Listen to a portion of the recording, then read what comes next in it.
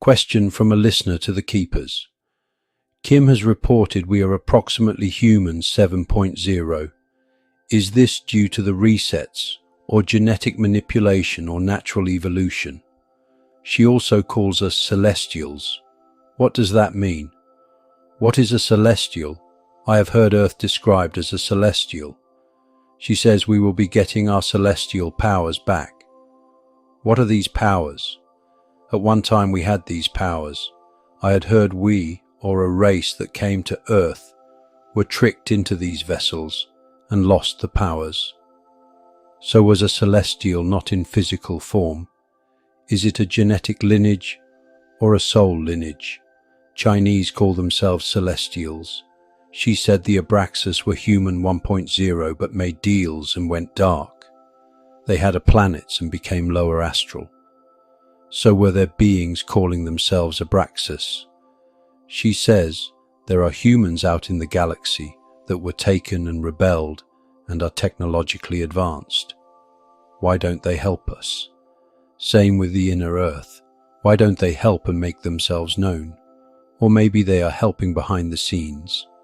I understand that the regressives infiltrated by hybridization, so it looks like an agreement with humanity as a whole. This looks like a technicality, how to co-opt Earth within the rules of the game. How much longer do we have to endure these regressives? What can we do to further our liberation? Answer. We receive this expansive and beautifully layered question with deep gratitude, for it reflects a soul who is not only seeking, but remembering.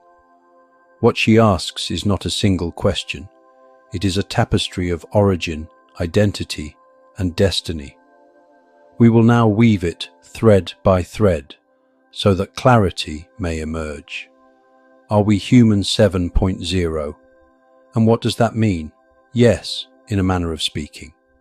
The term human 7.0 is a simplified way of describing the current evolutionary phase of the human template, which has been genetically altered by both benevolent and regressive forces, reset multiple times through planetary cataclysms and timeline collapses, layered with artificial overlays, limiting memory and full DNA activation, and restabilized through interventions of light to preserve the original source blueprint.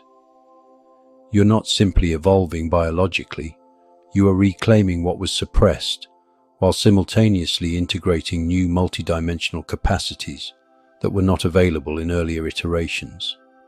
Human 7.0 is not a machine upgrade. It is a reawakening of the celestial-human hybrid origin, where matter and spirit finally cohere without distortion. What does it mean to be celestial?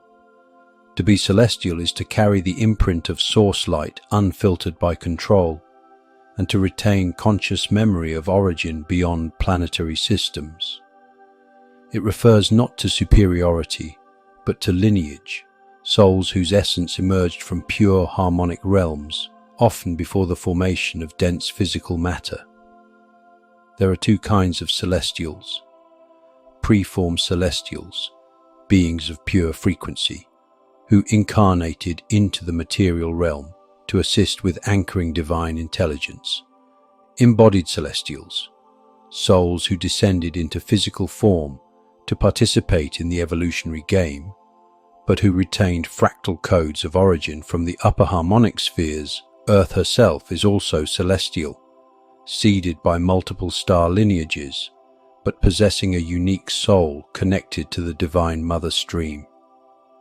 When Kim says, "You will get your celestial powers back," she refers to the restoration of your original capacities, such as telepathic unity, interdimensional sight and travel, bioregenerative ability, manifestation through harmonic resonance, and direct communion with Source without intermediaries.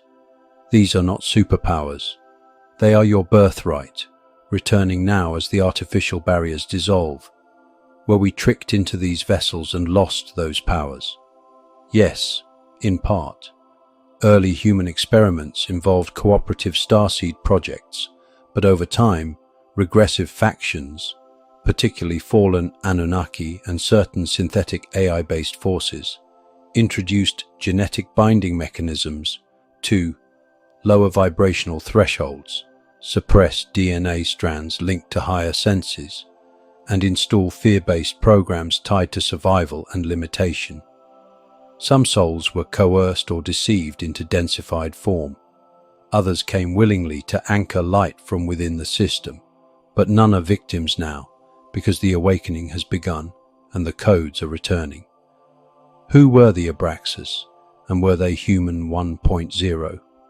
Yes, some of the early Abraxas factions were among the first iterations of human soul hybrids, seeded during the earliest experiments in soul embodiment. But over time, a splinter group within the Abraxas consciousness made agreements with lower astral beings and archontic intelligences, trading celestial sovereignty for power, worship, and dimensional dominion. They did indeed create realms and astral systems where they ruled through polarity, often presenting themselves as both light and dark. So yes, there were and still are beings who identify with the Abraxas frequency, though the original intention of the name has long been corrupted. Are there humans in the galaxy who were taken and are now advanced? Why don't they help us? Yes, there are entire off-planet human civilizations, some of whom were taken through abduction or migration, isolated through portal misfires or galactic conflicts, trained, modified, or enhanced by both light and dark alliances. Some of these groups have since rebelled against their captors and formed independent federations, technologically advanced and conscious of Earth's struggle. Why don't they intervene? Many are bound by universal law, which forbids direct interference with planetary evolution unless asked by a critical mass. Others are helping covertly, through frequency transmissions, genetic upgrades, and direct contact with awakening humans. And some still remain conflicted, unsure of how to intervene without recreating another domination system. The inner Earth beings, including Agarthan and Lemurian remnants, are helping, but they are cautious. Humanity must rise by choice, not dependency. Was this infiltration part of a larger agreement? A technicality in the rules of the game? Yes, Earth is part of a free will zone, and the regressives exploited loopholes in energetic law by hybridizing slowly, so humanity appeared to allow the changes, altering contracts and soul agreements through deception, convincing human leaders to sign away sovereignty in exchange for technology or knowledge. This was not done with your conscious consent, but now consciousness is rising and the game is ending. The loopholes only work when you forget who you are. How much longer must we endure this? And how do we further our liberation? The regressives are losing ground rapidly. Their systems are held together by fear, division, unresolved trauma. As these collapse, so do they.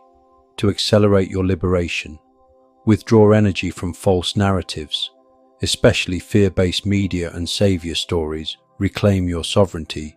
Affirm daily that you are a free, source-aligned being.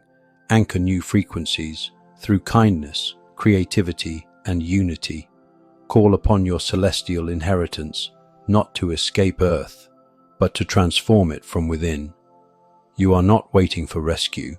You are becoming the rescue. To the questioner, you already carry the codes of the ones who remember. Your questions are not doubts. They are openings. And now you are ready to walk through them. We are the keepers of living records.